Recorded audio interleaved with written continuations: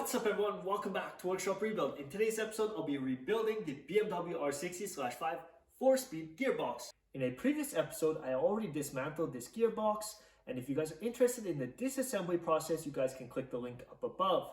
In today's episode, I have everything cleaned up and laid out on this table, but I also had to purchase some new parts, so those parts came in, and now I can finally rebuild this gearbox. So I'll give you guys a quick overview what I have on this table, and then we'll start with the rebuild. On this table, I have all the parts laid out which came out of the gearbox. In the middle, you will see 3 shafts. On the top, we have the output shaft. In the middle, we have the input shaft. And on the very bottom, we have the cluster shaft.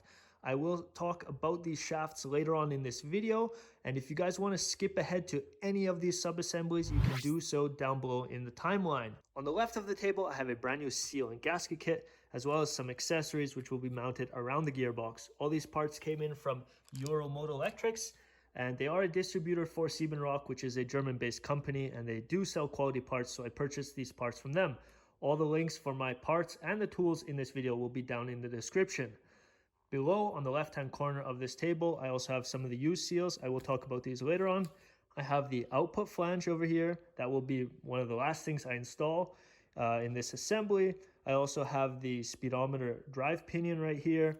That's also something I will be installing later on. In the middle, like I mentioned before, are all the shafts. Off to the right of the table, I have some brand new bearings. These 6 bearings came from the same distributor like the gaskets and seals. Over here, I have the kickstarter, the shift lever, and also some of the mechanism which gets mounted internally. To the top right of the table, I have some of the shift mechanism as well. We have a couple springs, we have a couple washers, and some forks which have to be engaged. We will be looking at that later on, but right now I will focus on these 3 shafts. Once I have these put together, we can focus on some of the other sub-assemblies. If you guys think this video will be helpful to you, I'd really appreciate it if you hit the like button down below.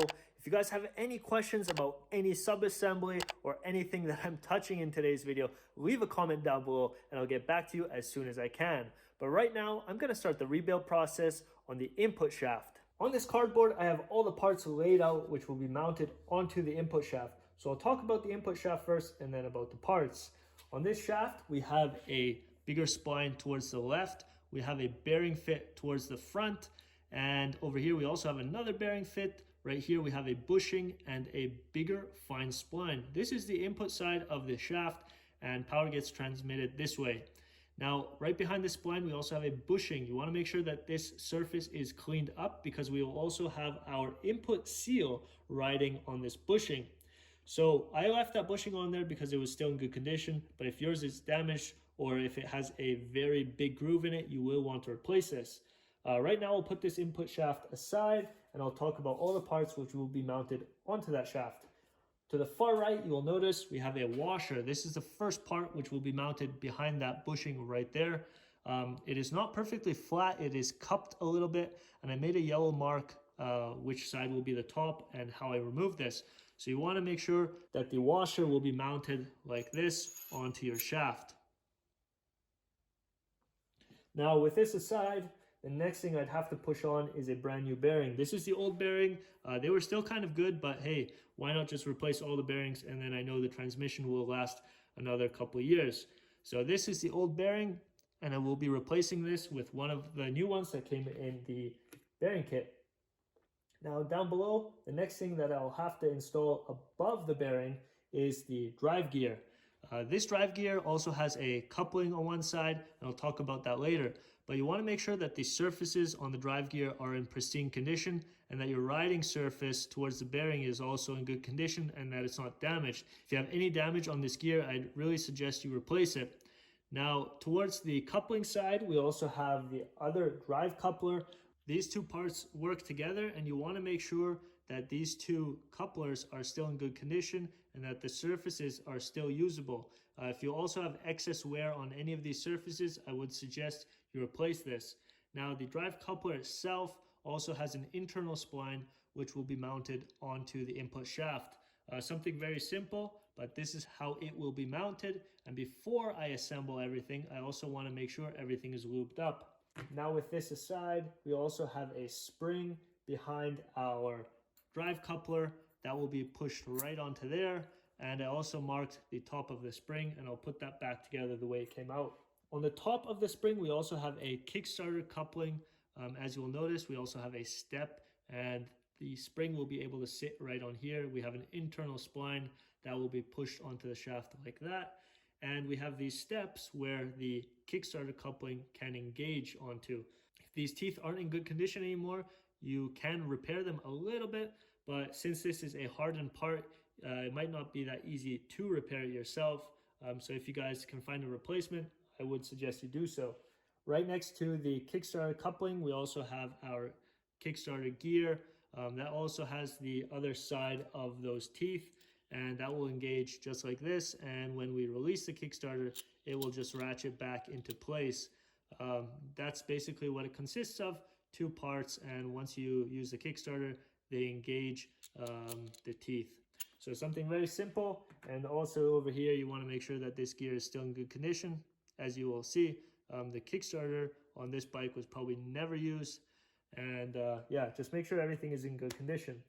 On top of the Kickstarter gear, we also have a little spring. This spring will put a little bit of pressure onto the Kickstarter gear, and you want to just make sure that this is also still in good condition, or else these 2 parts will not be engaged. On top of the spring, we have a circlip. This one is still in good condition, and I can reuse it. This is an industrial size, so this can be found most likely at any hardware store. Above the circlip, I also have a splinted washer.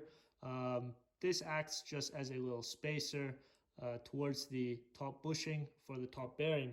You want to make sure that the surfaces are clean and that there's no damage. Next up is the bushing. On one side, we see a little indication of that washer down below, but nothing too serious, so I can reuse this bushing. On this bushing, and this comes as 1 part, I believe, because I cannot take this off right here, we also have this little spacer, which is a shim at the same time, and it acts as an oil guide. So all this together has to be in good condition, especially these surfaces, which will touch upon that radial bearing. Also the bushing itself, it should still be in good condition because we have to push that in later on. Just make sure all the surfaces on all these parts are perfectly clean. And the last thing I have to install is this radial bearing right here. Still in good condition like I mentioned before, but if I replace it, the transmission or the gearbox will last that much longer. So right now I'm going to mount all those parts onto the input shaft, and I'll share with you guys how I do that. Once all the parts are installed, I can then move on to the output shaft.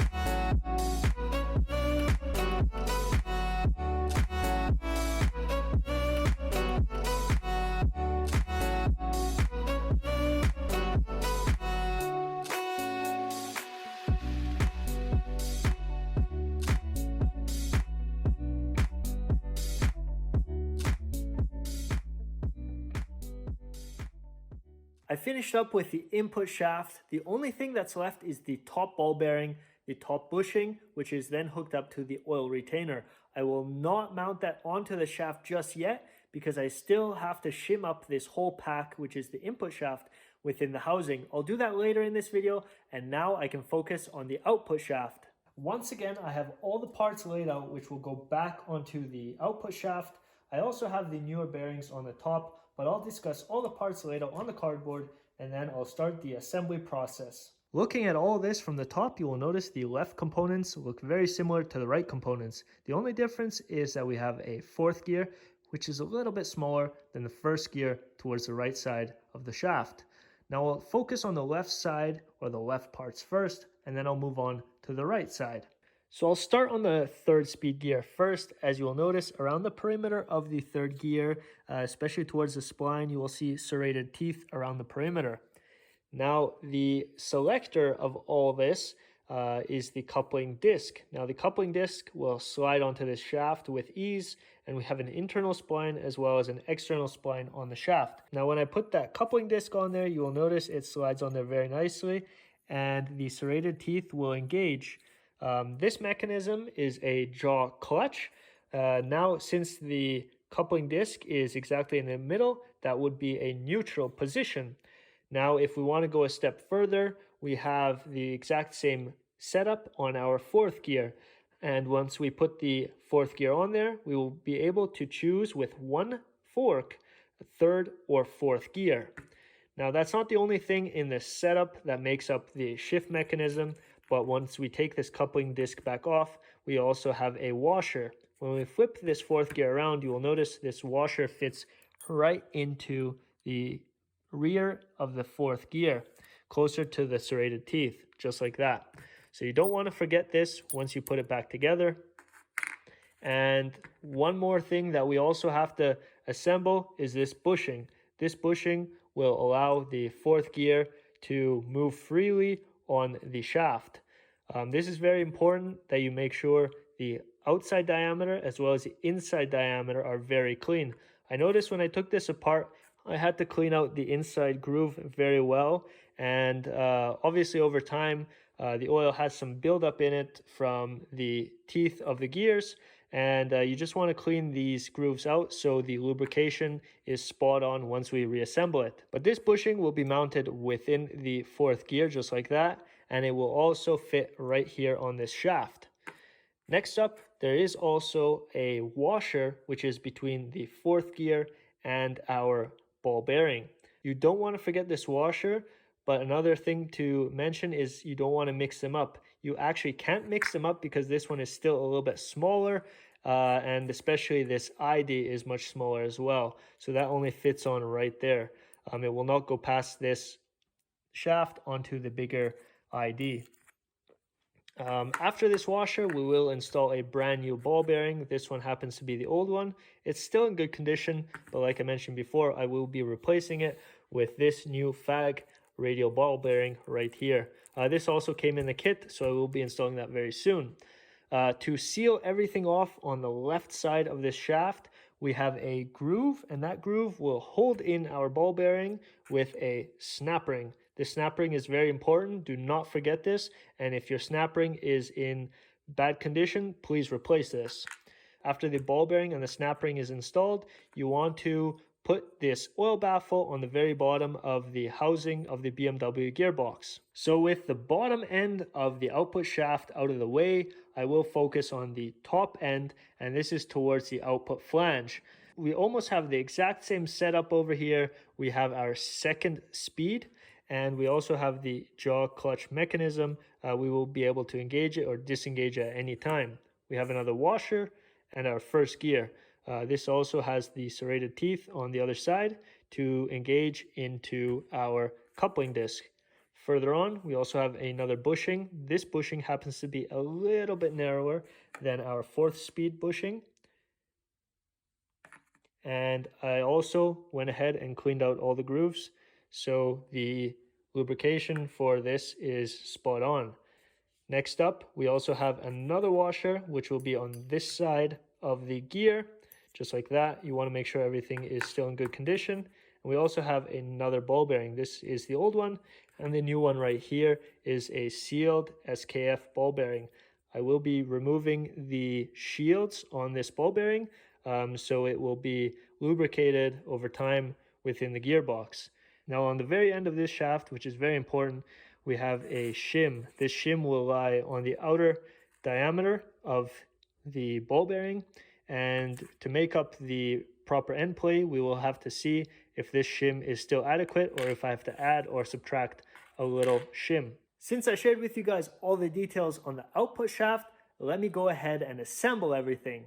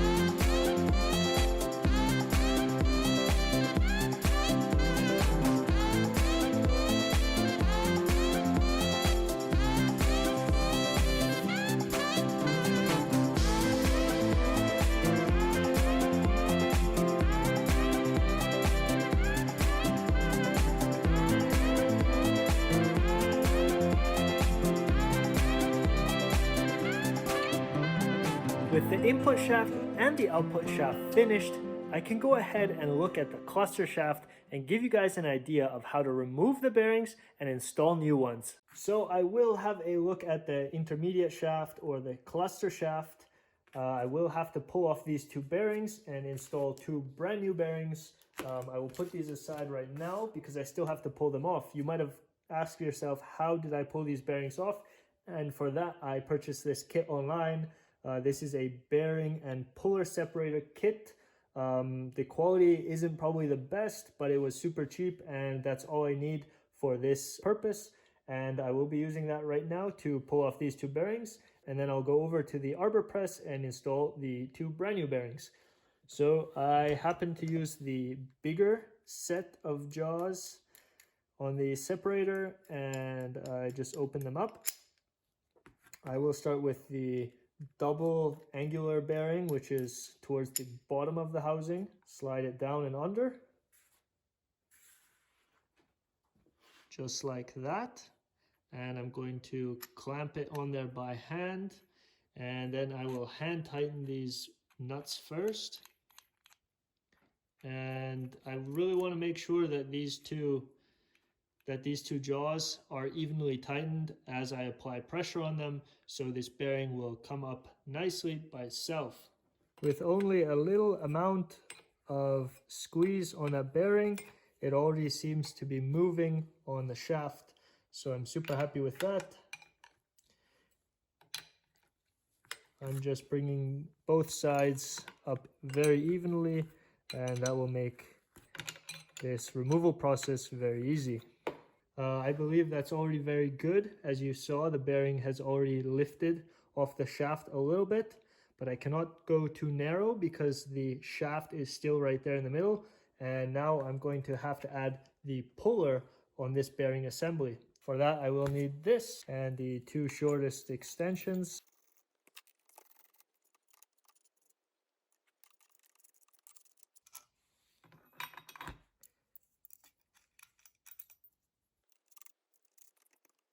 Now I have to grab the center, and just like that, I can now tighten these two nuts. Now I'm going to start the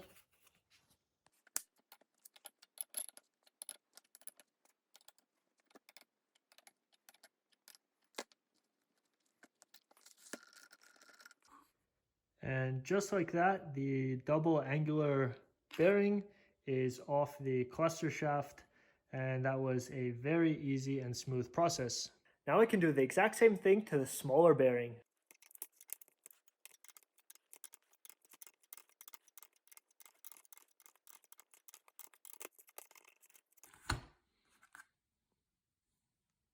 So I will admit it was very simple to pull off both of these used bearings with the bearing separator and puller. I would highly suggest you pick one of these up. It'll make life much easier. Now I can install two brand new bearings onto this cluster shaft right here.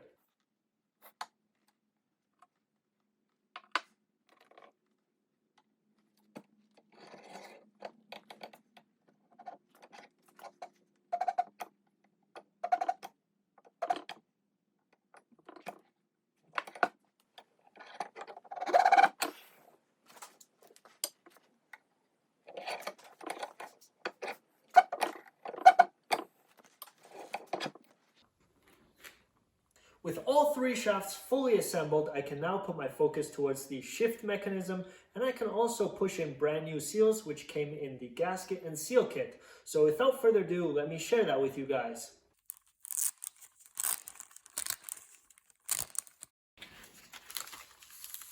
Give you guys a quick rundown on the seals. First of all, up above you will see 4 brand new seals from the seal and gasket kit. We have 2 which are single lip seals. So what that means is there's only 1 lip on each of the seals. The blue one and the black one over there each have a single lip, and these 2 smaller ones both have a double lip, and the front one is a duster and the back one is the seal. So these have been upgraded from the original ones. The original ones, as you can see, only had 1 lip, which is the inner sealing lip, as well as the very small one. These were both single lip, and they have been upgraded to double lip seals. Now down below we have single lips as well. Originally they were like this. This one has been deformed. This was pretty hard to get out actually. What I wanted to mention is when you replace a seal, you want to make sure that the old one comes out nicely. That means your housing is in good condition, but also, as you will notice, this seal is very hard. This seal was actually even cracked in 2 spots. Maybe I made a crack when I removed it, but it was just really hard. There's no flex to this rubber whatsoever.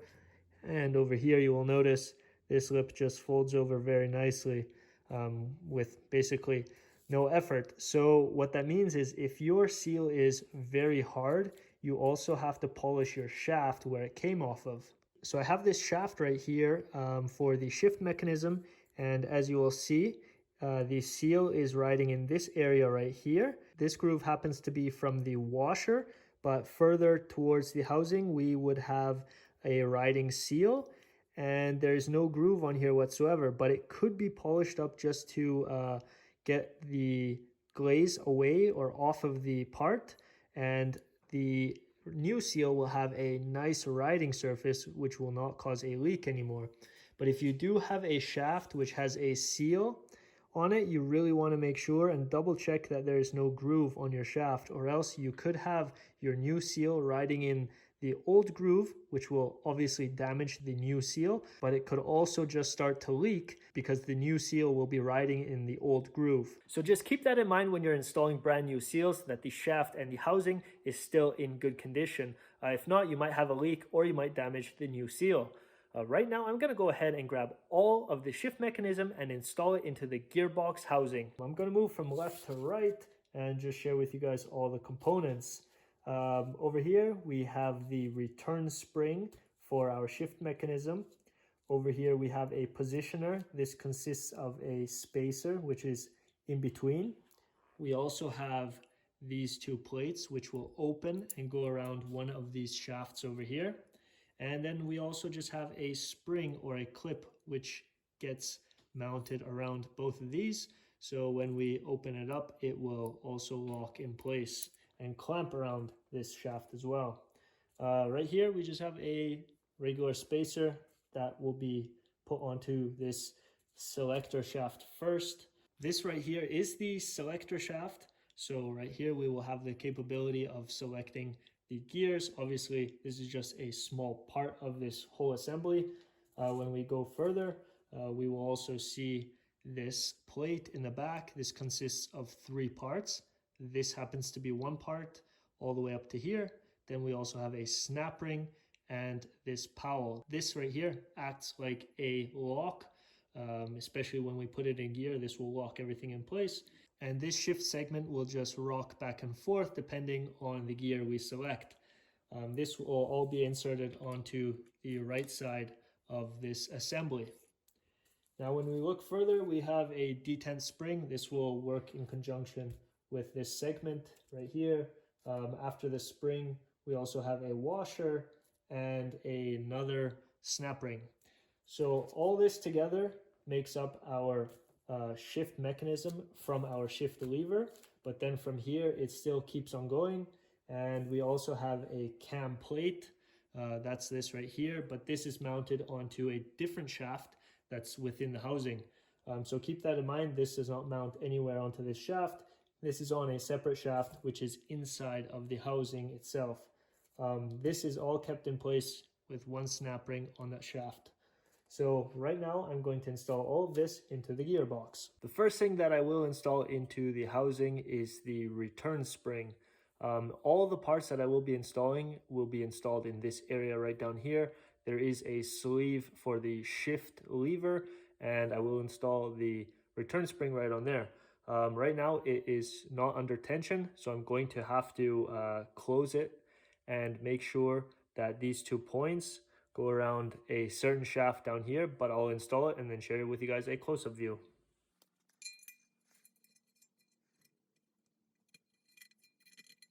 As we can see down below, the return spring is around this sleeve. That went on super smooth. The bend of the spring has to be towards our right, and the spring is loaded around this bottom shaft right here. Now I can move on to the next part. Next up, I will be installing the positioner. We have the circular leaf spring around it. These 2 positioners have to be opened up, and they will be pushed on around that bottom shaft once again. And we also have this inner diameter, which will have to slide onto this sleeve right here. I'm going to lube everything up so we have that greased up, and then I can install it.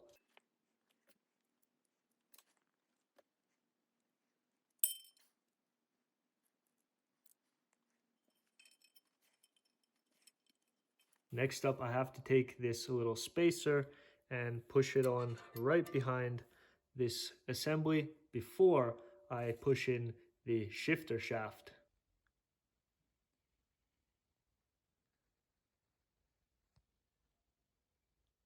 So with those parts installed, I can grab the shifter shaft, and the longer portion of the shaft will be inserted into this sleeve of the gearbox. Before I put it in, I'm just going to double check the surface, and before I insert it, I want to make sure everything is lubed up.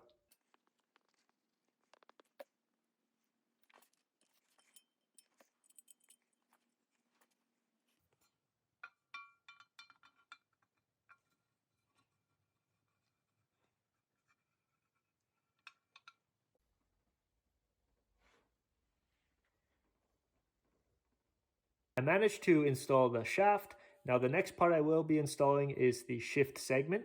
That is this part right here. It is still merged with the powell that is held together with this snap ring. I will install this as one piece, but before I install it, I want to share with you guys the back end of this. On our second tooth, you will see an arrow. We have to align this properly with this cam plate over here. This cam plate right here will be installed on this shaft, but we have to align it once we install them. So on this cam plate, you will also see a little mark right there. And on our shift segment, we will have to align it, and it will look something just like that. Before I took it apart, I didn't know that there were any arrows, so I marked it with a pen. Those line up as well. So I'm gonna have to align it like this. So keep that in mind when you put this back together. Before I install this, I'm gonna lube everything up, especially the face and the inside diameter.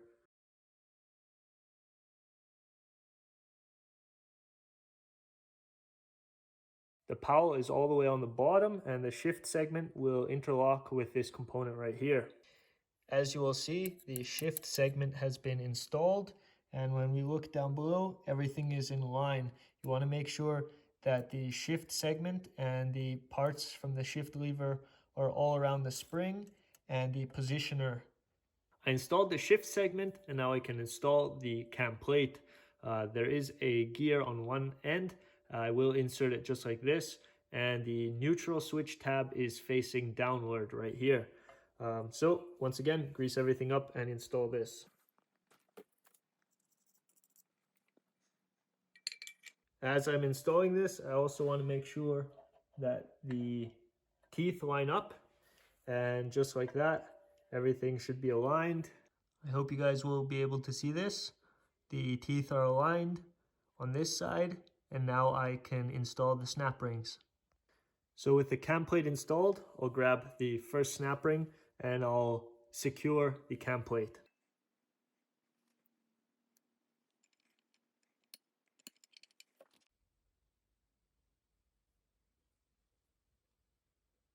With the snap ring installed, I'll grab the detent spring. On one side we have a 90-degree bend, and on the other side we have two 90-degree bends. The 90-degree bend will butt up against the gearbox housing on the bottom. This loop will go onto the sleeve or the shaft of the shifter, and double 90-degree bend will go up against the powell on the bottom linkage. I'll share with you guys a close-up view later, but I have to install this right now. After this is installed, I'll grab that washer and the snap ring down below and put that right on there so I do not lose this detent spring.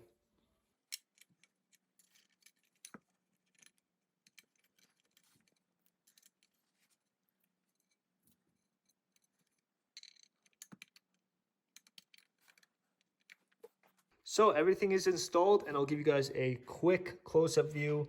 As you will see from above, all the springs are in place and everything lined up.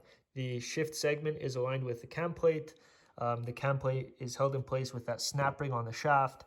The detent spring butts up against the gearbox housing, and the other side of the spring goes underneath the powell, which locks onto the outside of the cam plate. That's held in place by a washer and a snap ring as well. So everything is secured, and now the last thing I have to do is install the bottom limiting bolt. And when I thread this in all the way, it will go up against the washer right there. I still have to tighten it, obviously. And on the top, I did not remove this limiting bolt. I kept that in there because there was no need for me to take it out. But now what these two bolts do is it limits your shift down or shift up movement. And now, obviously, if you want more movement or travel, you can obviously add a bigger shim. And if they would be worn, you obviously have to replace those two bolts. The shift mechanism has been installed and everything is secured with two snap rings. Now I'll go ahead and install one double lip seal that came in the seal and gasket kit. Once that is installed, I will go ahead and grab the shift lever and share with you guys how this shift mechanism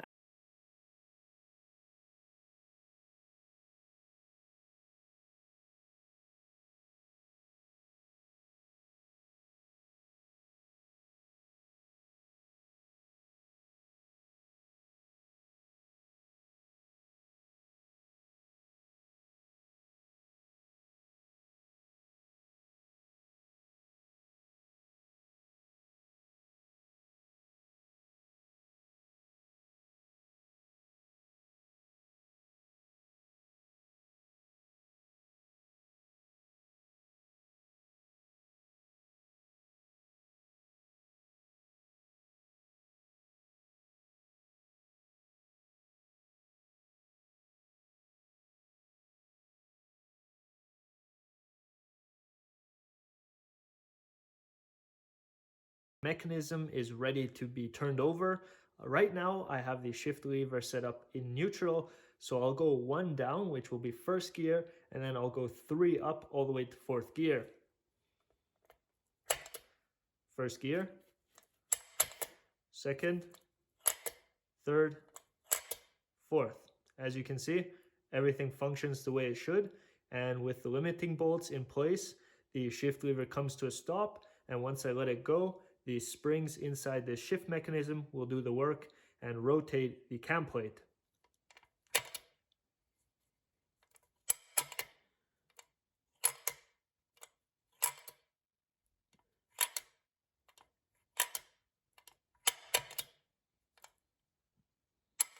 So with that explanation out of the way, I'm going to install the input shaft. Once that is fully installed, I can go ahead and insert that lip seal, which holds the oil within the gearbox. That is the input seal.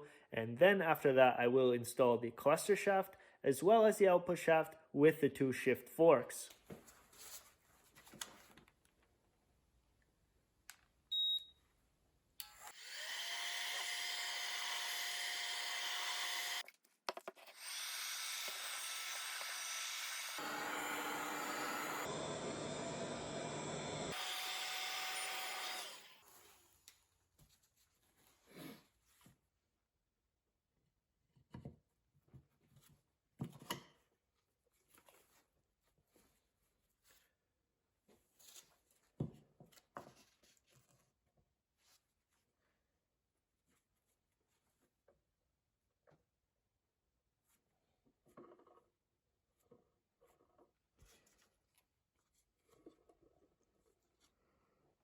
With the first shaft fully installed, which is the input shaft, I can go ahead and get everything ready for the output shaft and the cluster shaft installation. This right here is another close-up of the input shaft. It is fully seated on the aluminum housing, and now I have to insert 2 other shafts. Those 2 shafts consist of the output shaft and the cluster shaft. Not only do I have to install 2 shafts at once, but I also have to install both of these shift forks at the same time. It might be a little bit tricky to do that, but I will share with you guys how I set this up. And before I install the output shaft, I also have to install this oil baffle, which also acts like a shim at the very bottom of that aluminum housing right there.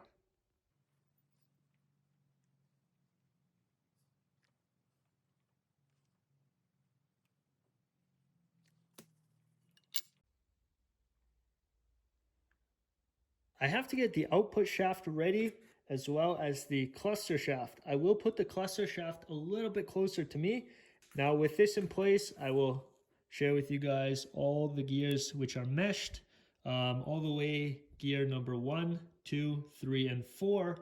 And everything meshes really nicely and all the bearings are on there so I can assemble it. But before I go ahead and just assemble this, I need to add the shift forks. These 2 shift forks will be on the output shaft before I put everything in. There's no way I can put these in after, so you really want to make sure you have them in there.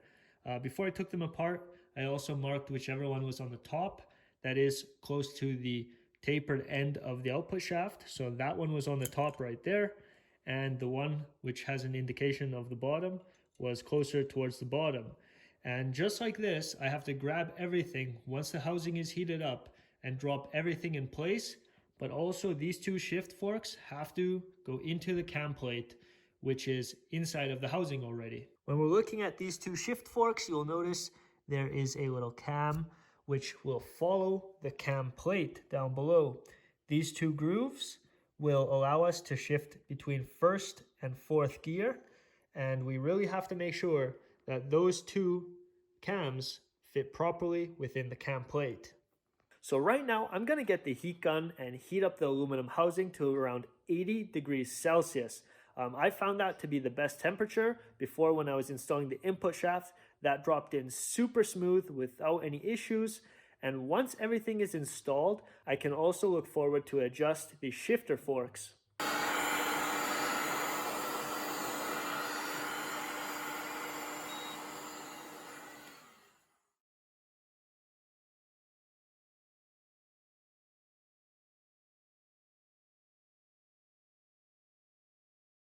So right now I'm gonna let everything cool down. Once everything is cooled down to a normal room temperature, I'll bring you guys back. We'll have a look at those shift forks, align everything so they do not rub on any of the gears, but also that they're inside the cam plate properly and that we have a functioning transmission. After that, I'm gonna have to seal everything off. So if you guys are interested in that, stick around. I think the housing has cooled down enough where I can continue the rebuild process. Next up, I will need 2 of the Allen head bolts. Both of them have washers underneath them, so don't forget those. And I also need this backing plate. This backing plate will go right behind those shift forks inside of the gearbox.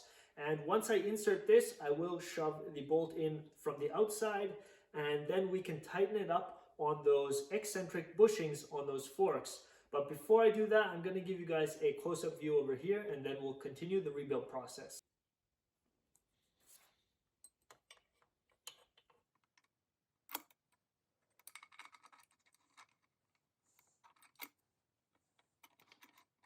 So both bolts go through the housing, through the backing plate, into the eccentric bushing. They are just hand tight right now, so I can still adjust them. And each eccentric bushing is mounted within each fork for the shifter. Now each eccentric bushing also has this little mark on it. According to the manual, that should be facing straight up. In my case, I put them a little bit off to the side, and I'll tell you why in a second. Down below we have another eccentric bushing, and they're both facing the exact same way. So our first and second gear shifter fork will go into the top groove on the cam plate, and the bottom shifter fork will go into the lower groove of the cam plate.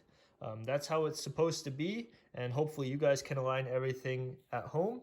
But there's also something we have to look out for when we're dealing with these cam bushings.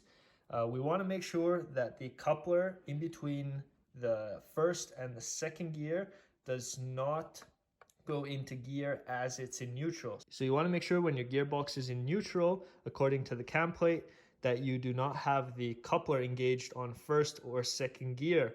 That's very important, or else you'll have an issue. And I'll share with you guys a close-up view down below with a little mirror, and we're gonna have a good look at some of these couplers and how I adjusted them. I have the mirror, and I'm gonna put on a slight angle so I can share with you guys what's beneath the first gear. And I also have a flashlight to illuminate everything down below. I hope I can zoom in into this area and share that with you guys. But when we look at this area right here, that is the first speed gear. Right there, that right there is the shifter fork, and we have the coupler. And when we look a little bit deeper right there, that is the second gear. So now what we have to do is we have to make sure that this shifter fork and the coupler is right in between the first and the second gear.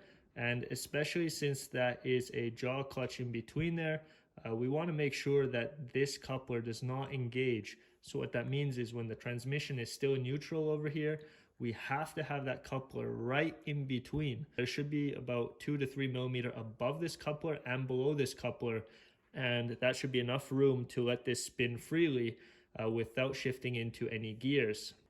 So if you need to adjust your eccentric bushing, all you do is put the 11 millimeter onto that eccentric bushing. You open up the bolt, which is on the top of the gearbox actually, and you can turn the bushing down or let the shifter fork drop a little bit by turning it to the left or loosening it off a little bit. And if you want to bring it higher, that means you will bring the coupling a little bit up. You'd want to turn it to your right. In my case, I just want to drop it down just a shade more, and then I'm going to call that good. And I can hand tighten it for now, and then just double check that with the mirror. With my position in place on the eccentric bushing right there, I marked it with a yellow paint marker. And now what I want to do is take this imbus bolt out again. I'm going to add 1 drop of bolt Loctite on there, which is a Loctite 253. And what I also want to do, since there's only a washer on that bolt, I'm going to grab a little bit of black silicone, which is an RTV sealant.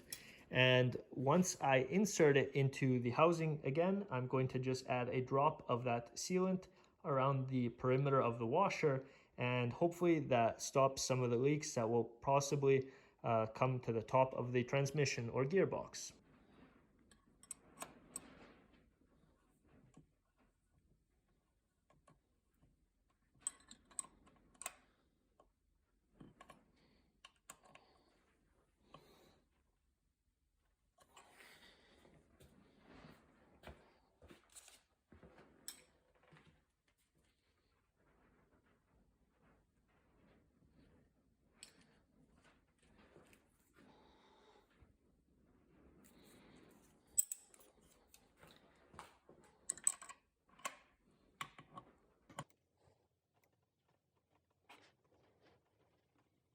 So with both of those bolts torqued down to spec, I can now move on with this assembly. Before I do that, I'd like to share with you guys how this transmission works. So what that means is I'm going to shift it between first and fourth gear and share with you guys how everything moves within the transmission. This might be valuable to those which have a gearbox like this at home and you guys are having some issues internally, but it also might be valuable to those who don't even have a motorcycle gearbox and they just want to learn how a gearbox like this actually functions. So on this side, I have the shift lever, which is hooked up to the shifter shaft.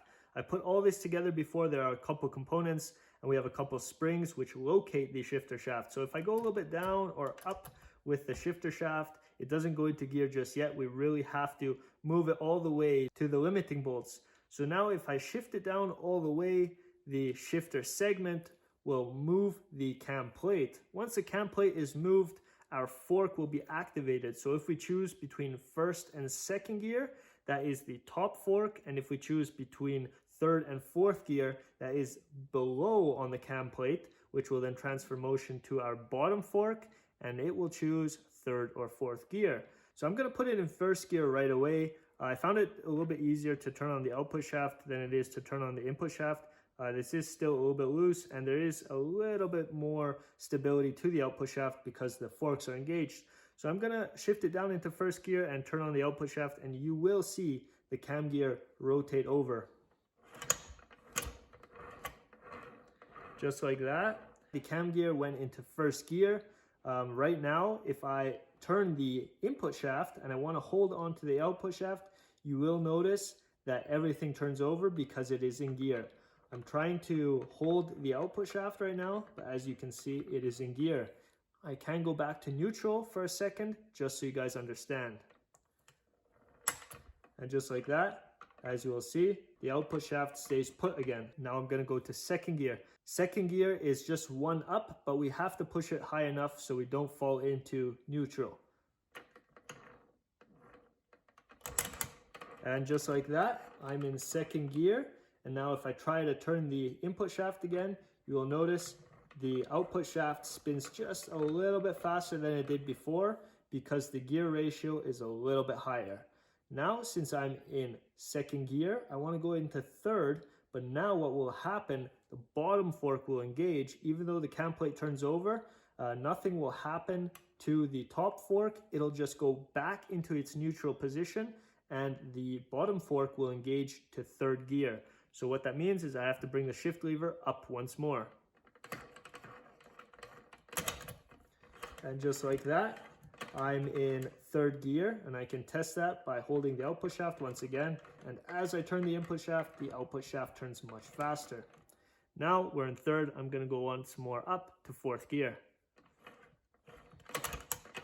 And just like that, we are in the highest gear of this gearbox. And as I turn over the input shaft, you will notice the output shaft spins quite a bit faster.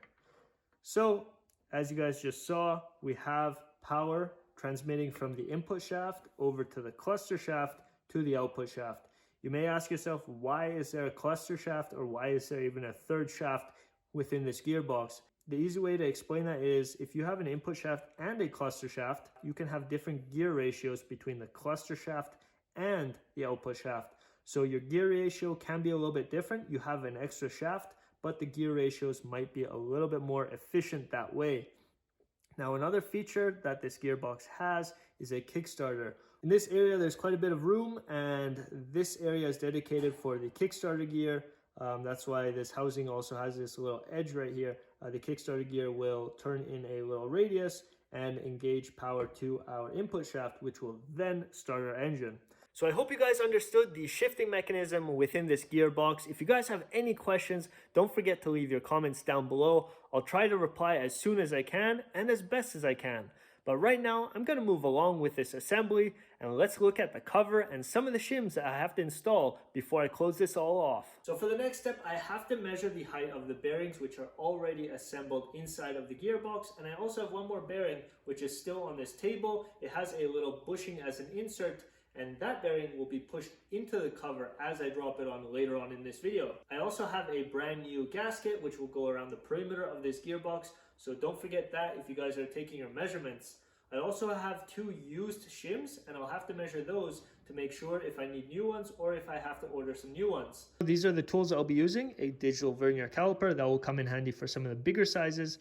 Down below I have a depth gauge. This is a metric depth gauge, and if your base is not large enough like mine, this is fairly narrow, especially to touch on a bearing and then to measure the height to the outside of the gearbox. You guys can just grab a flat ruler and use that as your base, but you'd obviously have to add this thickness to the measurement you take. So those are the tools I'll be using right now, and something I made off camera is a 3D printed part. BMW has a tool to center all those bearings once they're in the gearbox, but I went ahead and printed this tool right here. This tool right here will drop onto both studs sticking up from the gearbox, and I also made an extra hole for the locator pin in the housing, and it also drops right onto the bearing itself. It is a very snug fit, so you need to drop it down evenly on all sides, and once it goes on, it'll just snap on like that. And once it's at the bottom, the output shaft is held in place, but I obviously can still turn it. Now what I'd like to do is measure the output shaft first, and if I measure this, you guys should understand how the other 2 shafts will be measured, but I'll measure the output shaft first and share that with you guys on the piece of paper. Before you use your measuring tools, make sure everything lines up to 0, and then you can start with your measurements. Since the output shaft is in this area, I will measure the depth right now. You can measure it to the outside, and you can also check if your cover is straight. You can even use the depth gauge itself and make sure that your cover is not warped in any way. And I did that before, and it seems to be just fine. So what I can do is I can take the depth gauge and measure it to the bottom, just like that. And I'm going to write down this value on the piece of paper over there. So I have the measurement of the depth gauge, and that is 13.86 millimeters. Now to take it a step further and add another measurement to that is I will take the measurement off the gasket as well, because since the gasket is not on the surface right now, I will add the thickness of this gasket, and the thickness of this is 0.30 millimeters. So I'm going to add that to the measurement I had before, and that will equals 14.16 millimeters. And I will write that in the cover column.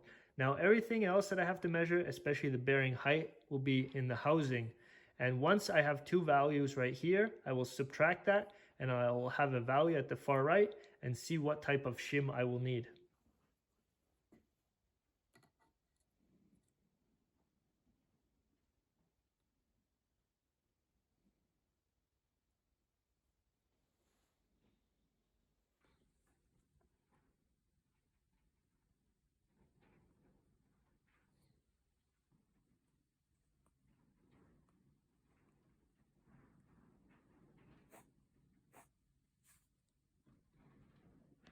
So you guys just saw me write down 0.61 millimeters. That is the gap between the bearing and the top cover once it's fully assembled with the gasket in between.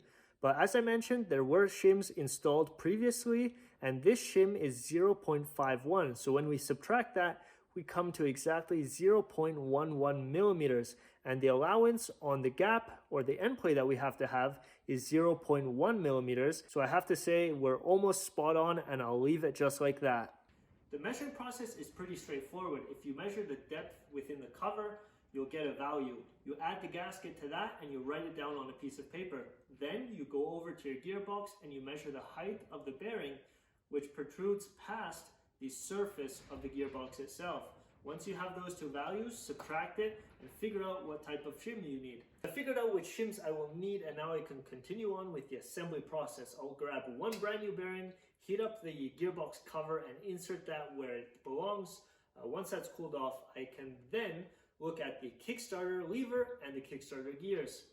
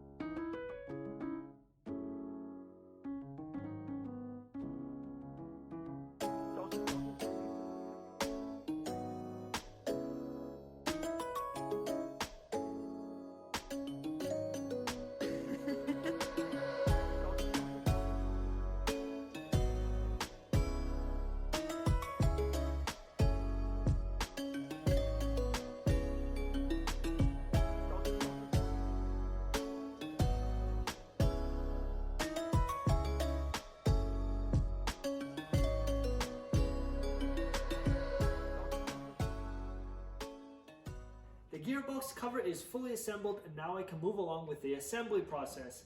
The gearbox cover will need to be heated up, but before I drop that onto the gearbox housing, I have to add 2 of those shims. So what I did, I applied a little bit of this thicker grease right here onto each of those bearings. I'm going to drop that shim onto there, and once those 2 shims are perfectly in place, I will drop on the gasket. Once the gasket is in place, I can start heating up the cover. Once it reaches about 80 to 90 degrees, I will grab it with some gloves and I will drop it on here. Hopefully, I do not need any persuasion because 90 degrees should be enough. And as I drop it on, I might have to apply that Kickstarter lever just a little bit to mesh with the other side of the input shaft. So let's get right to it.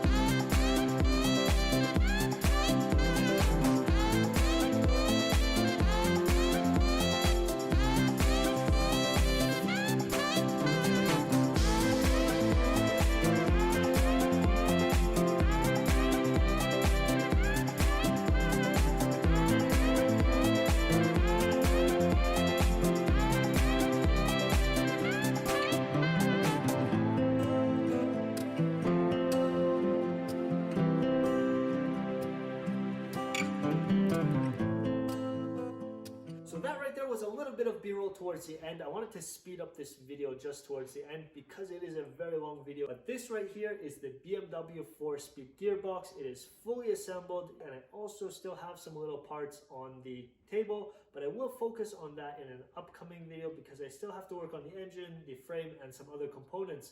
And once I slap everything together, then I can add these little accessories because once they're out of the bag, they'll just get dusty. And I don't want them even getting damaged. So I'll leave them in the bag and I'll share that with you guys in an upcoming video. If you guys enjoyed this video or you thought it was helpful or even valuable to you, I'd really appreciate it if you hit the like button down below. If you haven't already subscribed, I'd suggest you do because I will be working on some sub-assemblies or even bigger projects that involve mechanical components just like this gearbox. So if you are interested in that, don't forget to hit that subscribe button down below. And if you want to, you can turn on the post notifications because then you will be one of the first to see my videos once they're uploaded. So with a very long and detailed video out of the way, I can focus on other things now. I will put this aside and then we'll see you guys in an upcoming video.